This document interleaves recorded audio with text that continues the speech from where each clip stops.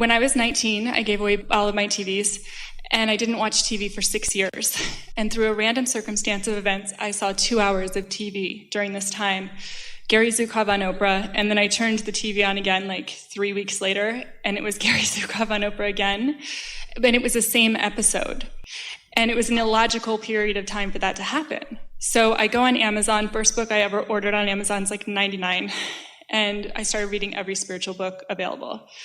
Moved to Sedona in 2002 and was really isolated. So I started looking up all these websites for these spiritual authors, and they were terrible. It's like the worst thing that had ever been produced. So I got A Rocket of Desire. I thought, I want amazing content and writing exercises and audio and video. This is 2002, so this is stuff that didn't exist that much back then. And I was super high and happy. I thought, people would pay for this. So do a subscription portion. I could do Don Miguel Ruiz was number 1 on my list. Gary Zukav, number 2. I had never heard of Jerry Nestor at that time. And Deepak Chopra, and on and on. And I'm hiking and I'm thinking of these ideas, and they're lighting me up. And then on the third day of the highest high, I realized there was only a couple problems. Number 1, I didn't know how to build this technology. Number 2, I didn't know anybody who knew how to build this technology. And number 3, I didn't know any of these authors. So I got really sad for like a day. And as I was getting ready to go out that night... All right, now before you go further, we just want to play with this because the sequences that you are describing are what we are talking about the momentum growing. In other words, the rampage was happening within you. You started out with no resistance, only desire. And in the absence of resistance and only desire, it began moving along. And then you brought your rational, reasonable, objective mind into it and introduced resistance to the equation that was already moving along quite well. And then you felt really sad because you were resisting a desire that had already gathered some momentum. You're following that? And then? And then that night, I went to go to the cafe to go write in my journal, and I'm putting on my makeup, and I almost am going to start to cry because I'm so sad about this. And I look in the mirror, and with volume, said, Andrea, if God wanted you to be doing this, I don't even talk that way, but then you would be doing this, so you need to let this go. But like yelled at myself in the mirror, and I felt the weight of it lift off of me. That night, I go to the cafe, meet a guy, really handsome guy, and he happens to be visiting on a Chautauqua to Sedona, and he's a tech mogul in the Silicon Valley.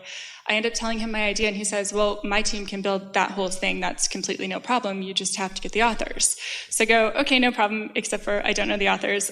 Long story short, start dating that guy. I have other very successful companies. He has very successful companies. We forget all about this idea. He takes a job on the side for fun as a consultant on Arnold Schwarzenegger's campaign. I know this is going somewhere. And so we're at the inauguration, Schwarzenegger's inauguration, and the top political consultant on that campaign comes up to him and says, hey, I have another project for you. And this is a very busy tech guy, but he's like, anything you want. He says, I'm Don Miguel Ruiz's top Nagual. And Don Miguel wants to expand his technology basis. And he wants to expand his business into that. And Brian goes, you're not going to believe this, but Andrea has this whole company. A week later, Don Miguel hires us on the spot. We build this whole technology out. Fast forward, crazy circumstances and events happens where Gary Zukav ends up reaching out to me, not knowing that I build this company. Doing a good job of explaining the pieces along the way. We gave you a very general theory.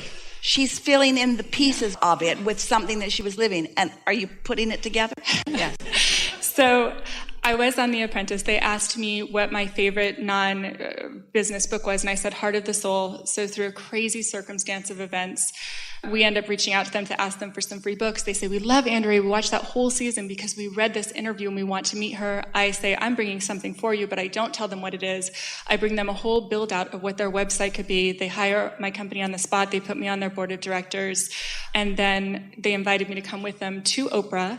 I went backstage, front row on Oprah, met her. She personally endorsed our product. She let us use her picture and an essay she wrote on our sales page. And it was the craziest full circle moment of like, oh, when I'm just bipping along and living my happy life, amazing things happen. As they should. That's right. So I do, yes, because the universe has my back. And the crazy thing about it was, as I was meditating around. So you never again have any reason to ask how it works, because all of those very simple components were known by you and lived by you and demonstrated by you and received by you and comprehended by you. And isn't a formula a formula? It is. I have a follow-on question quickly, which is, I didn't have any resistance about that because I didn't care. So it is like a little tougher with stuff. Wait. Yes. Mm-hmm. So, really? Yeah, I know. You're right. Mm-hmm. Yeah. You can't just make stuff up.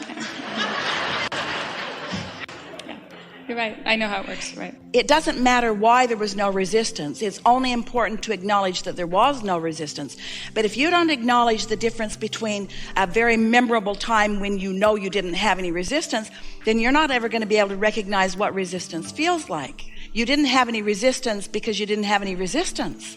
You didn't have any resistance because you hadn't thought about it in opposition, because it was a new thought. So we'll go along with that. Maybe you didn't have any resistance because it's a new thought, and maybe it's more difficult not to have resistance when there has been some thought. But as long as you know the difference between what resistance feels like and what non-resistance feels like, and then, oh, you're really going to like this. It's not just non-resistance produced that. In other words, those were big results that you got, and everyone loved hearing about all of that. And we know that was like lions. In other words, that all felt so great. But we want you to, just for a moment, even while we're here together doing this, feel all that satisfaction that was happening before those manifestations. Say it better. All of those incremental ongoing manifestations that led to increasingly bigger and bigger and bigger and bigger and bigger and bigger until explosive manifestations.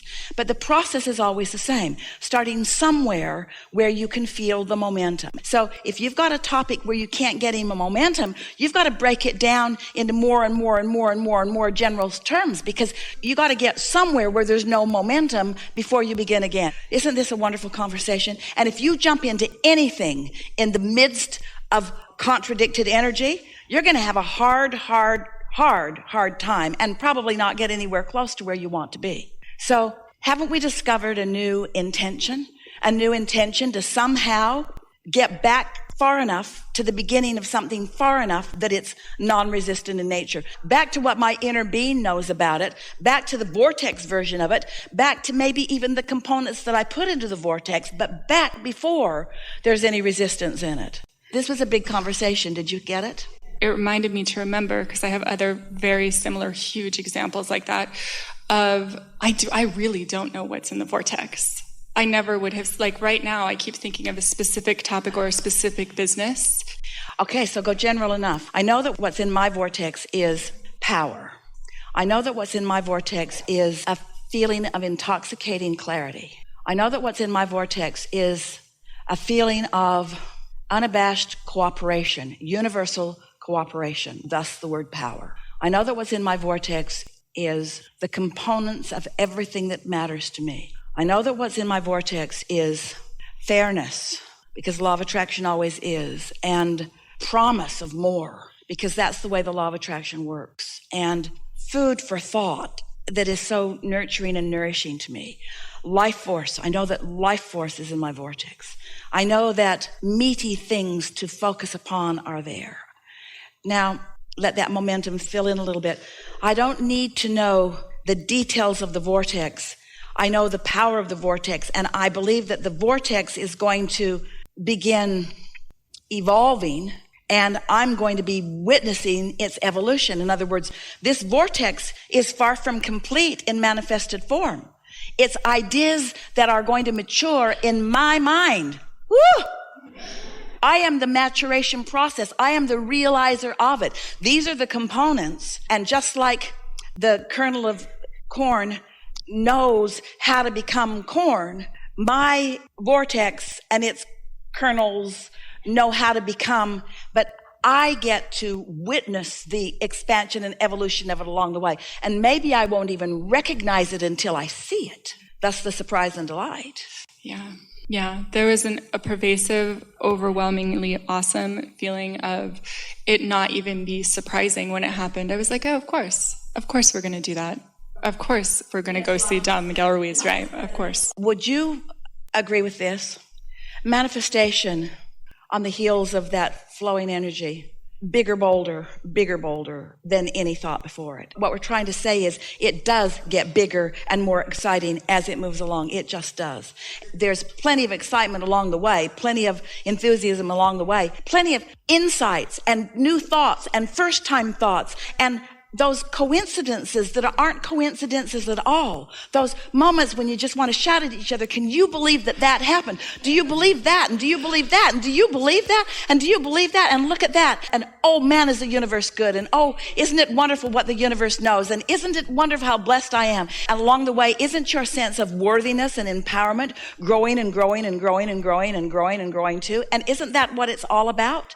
Isn't it about those moments? And so this vortex that we were describing generally now feels like empowerment and certainty and sureness. It feels like life-changing and life-giving. It feels like dynamic people. It feels like great ideas. It feels like life-changing things. It feels like world-renowned events. It feels like things that much of the world is looking for. It feels like me joining forces with source energy to be the giver of what so many are reaching for. It feels like me being in complete harmony with all that I am. It feels like me being flexible and free. It feels like me feeling good all of the time, not just some of the time. It feels like me going from being interested to being really satisfied, to being curious, to being hopeful, to being optimistic about something. It feels like the blessings of the universe are raining down around me. And I can have this great big net, which is sort of overwhelming as all kinds of stuff on all kinds of subjects just falls into my net. And I spend so much time sorting, to being so good at it that my net is more specific. And what falls in is so exactly what I was looking for just now. Yeah. Yeah. Yeah. It's amazing. Yeah. Should I say the other one? Whatever you want. Okay. Well, I think you might have more from this. What we want from you now is you're right there, right up against your vortex. You're right there in this moment, vibrationally in sync. And a lot of others are too, as a result of the conversations that we have accumulated here. And so now from here, can you feel like the statement of desire to put out into the universe is not one that has any doubt in it? That's the thing that most people think, well, now that I'm here, I'm really going to go for the gold. I'm really going to go for the big one that is all full of doubt, and then I'll just drag my car with my bus for a few hundred miles. Or you could just stay happy about where you are and proclaim to the universe, I'm ready for whatever you know I'm ready for.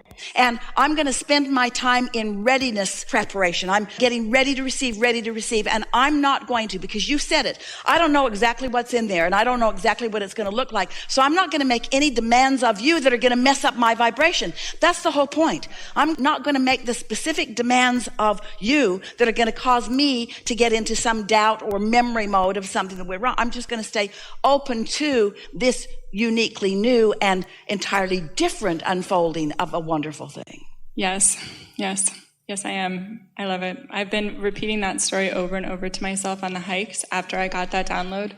And another one that's like 30 seconds long. I got a call on the morning of the finale of The Apprentice from people I do business with that said, we just signed the exclusive contracts for the World of Warcraft, so by proxy, you automatically get all of the sales rights for the merchandise on World of Warcraft. I didn't even know what that was. I go to The Apprentice that night, and this woman comes and finds me in the bathroom and says, my boss is here and wants to offer you a job. So I go out, he's this handsome young guy, he works for Microsoft, and he says, I want to offer you a job. And I go, oh, are you going to pay me $2 million a year? I'm being very playful. He goes, no. And I'm like, okay, well, I'm probably not going to take it. And I said, oh, you're at Microsoft. Do you know what World of Warcraft is? And he looks at me like I'm crazy.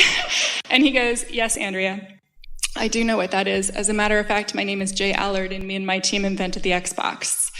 And I don't know who you are or what your magic is, but you need to fly up to Microsoft and meet with us, because I think we might want to give you our sales rights on all Xbox games too, because you got some juju going on that I want a piece of. I am not a gamer. I didn't know anything about gaming. I ended up owning the rights on Minecraft, World of Warcraft, Call of Duty, Walking Dead, The Hobbit, Star Wars, any gaming or geek property that you can imagine. And I just keep telling myself those two stories and going, I am never, ever going to try and make one single thing happen, because it's bigger and better than I could possibly know.